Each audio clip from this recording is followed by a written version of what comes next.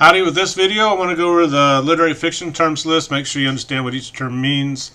Some of you you've probably already had before, maybe some you haven't, it's hard to tell. You'll remember for essay number 1, you should use at least 5 of these terms. You don't have to define them within the essay, but you should use them properly and kind of show you know what they mean. And I'm going to go through these very quickly. I assume you can stop and replay the video if you missed something there. But verbal irony, that's when the words say one thing but mean another. Sarcasm tends to rely on verbal irony. You get that definitely in the Cask of Amontillado when Montresor is asked, are you of the Masons? And he pulls out his trowel and says, you betcha. A good example of verbal irony concerning what he does later on to Fortunato. And also, Fortunato is just an ironic name there, right? He's not a particularly fortunate character in this in that story.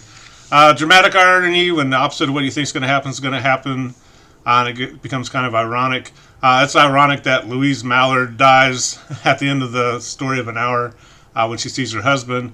And it's even more ironic that it's attributed to a joy that kills, right? Everybody else thinks she's so happy to see him, and we know something different happened there, right? So we're kind of caught up in that dramatic irony there. It's ironic that the family meets the misfit after the grandmother reads about him in the newspaper, and the good man's hard to find. Ambivalence, generally when you're wavering between two meanings. Quite often religious literature is going to work with ambivalence. You're either going to heaven or you're going to hell, at least Western religion. Kind of get that with the Enlightenments, right? Enlightenment folks. Either you're moving towards truth or you're not. Either something's true or it's not. Good example of ambivalence. You got to work your way between the two possible options. Ambiguity is a little different. That's when you have multiple possible interpretations of something. We see that in David Sedaris' Jesus Shaves, right? Where they're trying to figure out what Easter means, and everybody's coming up with different interpretations, and he creates all this ambiguity where it's hard to tell, what exactly is the best one.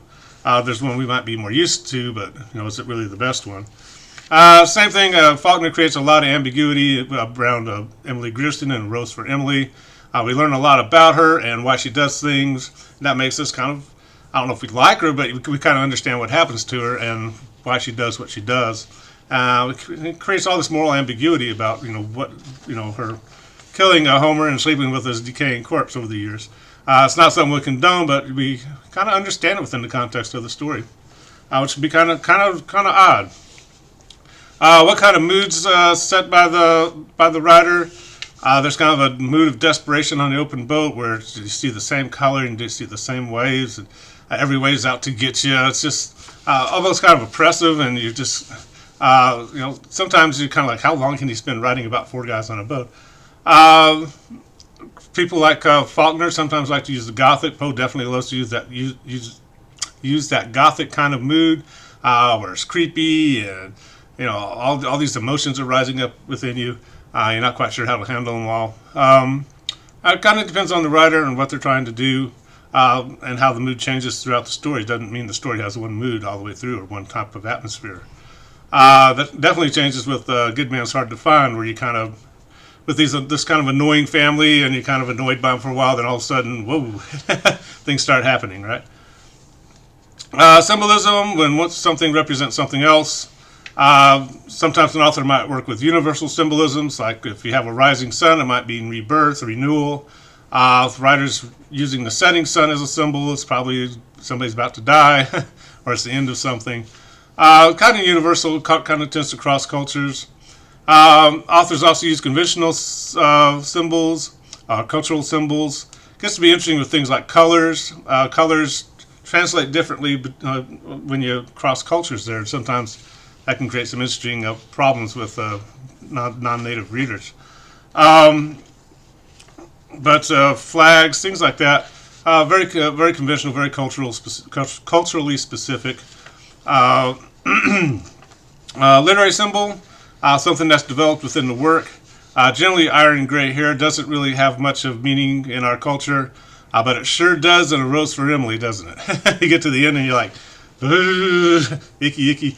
And Faulkner creates that literary symbol there of especially that iron gray. That Emily's kind of tough but vulnerable at the same time. Very interesting symbol.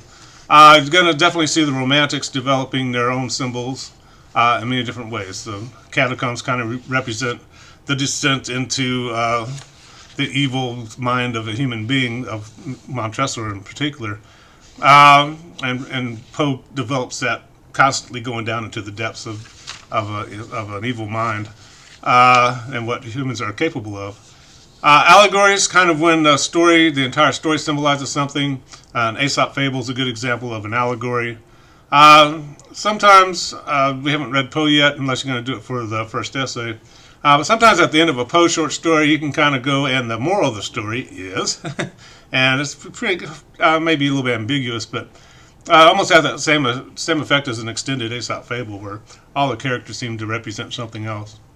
Poe can do that sometimes. It's kind of an interesting way to work a story.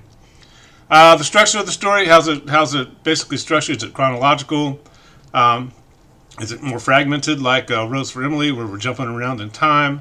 Authors have to figure out all these different different types of structures within their stories to see what kind of message they're trying to get through that structure. Foreshadowing is a sense of what's to come. If you go back and reread A Good Man's Hard to Find, you're going to see some hints of what's to come. They pass a graveyard with 5 or 6 tombstones. They drive through Tombsboro. The Misfits car looks like a hearse.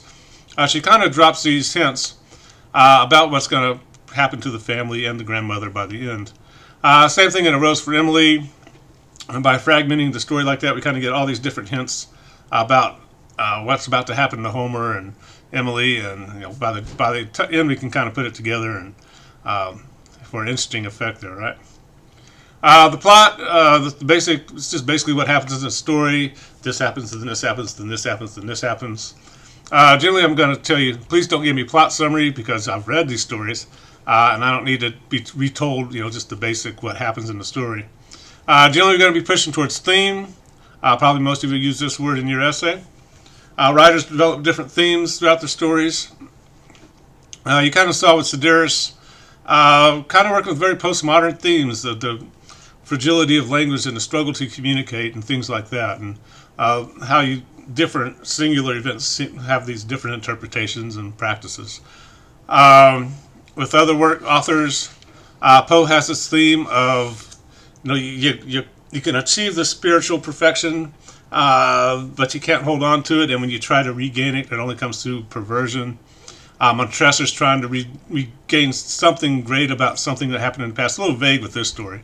But if you read something like Annabelle Lee, where his great love dies and he ends up committing necrophilia on her corpse, trying to regain the spiritual connection she had.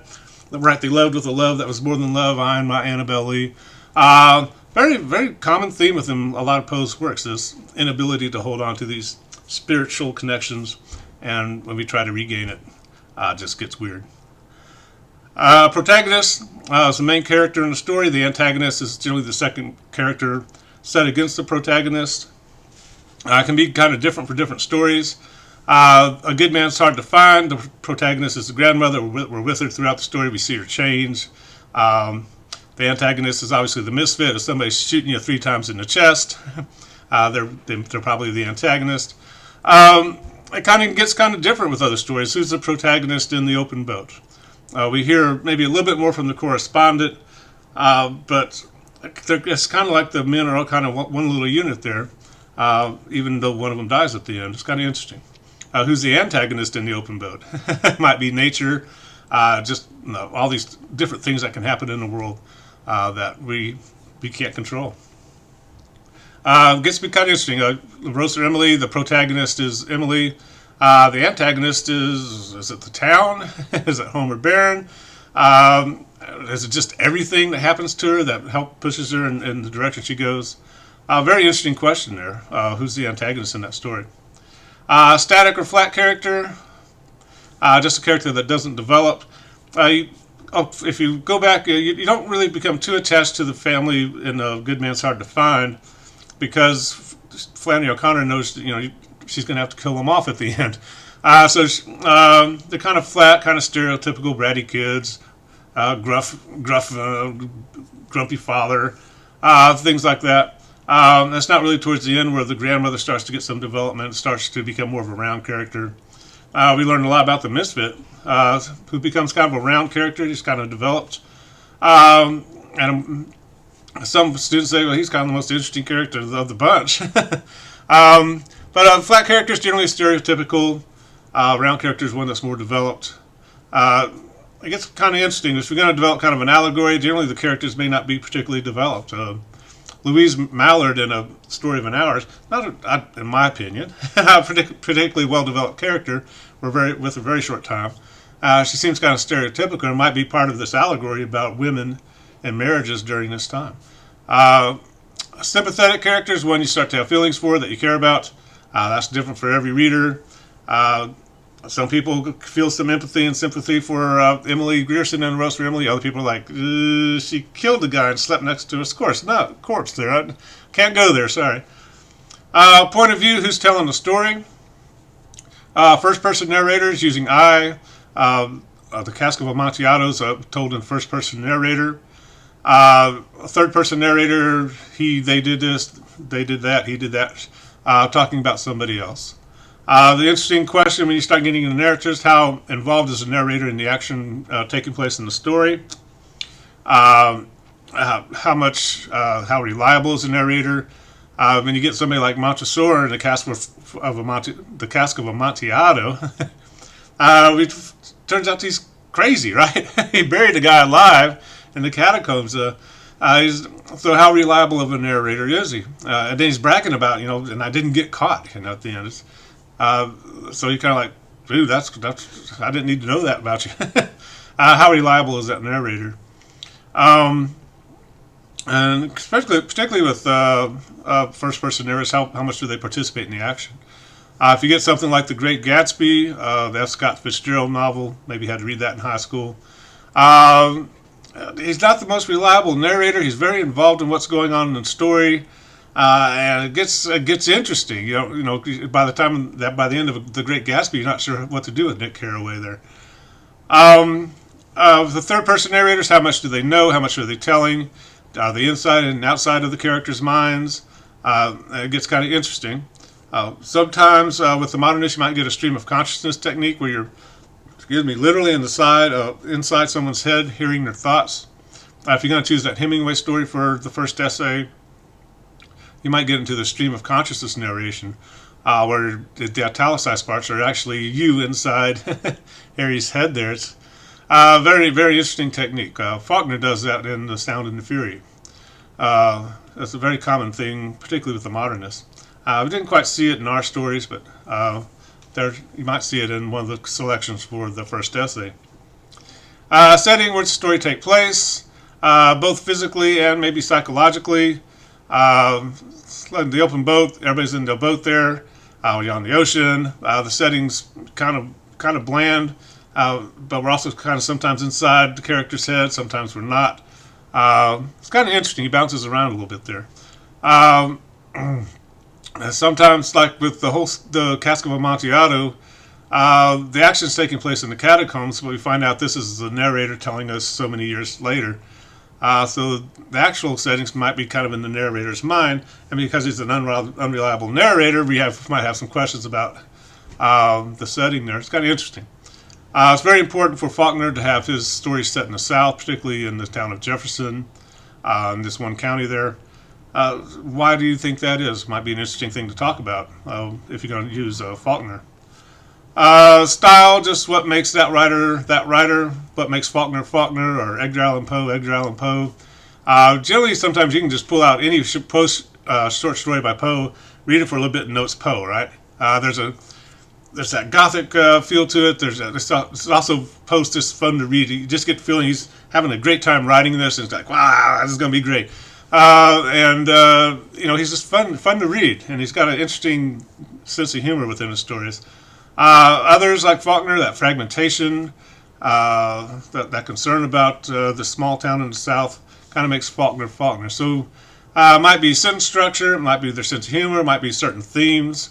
O'Connor likes to focus on particularly these existential themes, even though she seems to kind of argue against the movement a little bit. But what makes a writer kind of recognizable with their particular style is kind of the question there. So like I said, you got to use 5 of these in your essay. Don't overthink it. You should be able to work in protagonist in there pretty easy. Theme in there fairly easily. You might end up spending a paragraph on one of these. If you're talking about the romantics, you may spend a paragraph on the symbolism within the story and talk about why symbolism is so important to the romantics. Or, well, I'll stop there. So it's kind of up to you. But hopefully that helps a little bit. I tried to go as fast as I could there. We'll get out of this. We'll talk to you later. Bye-bye.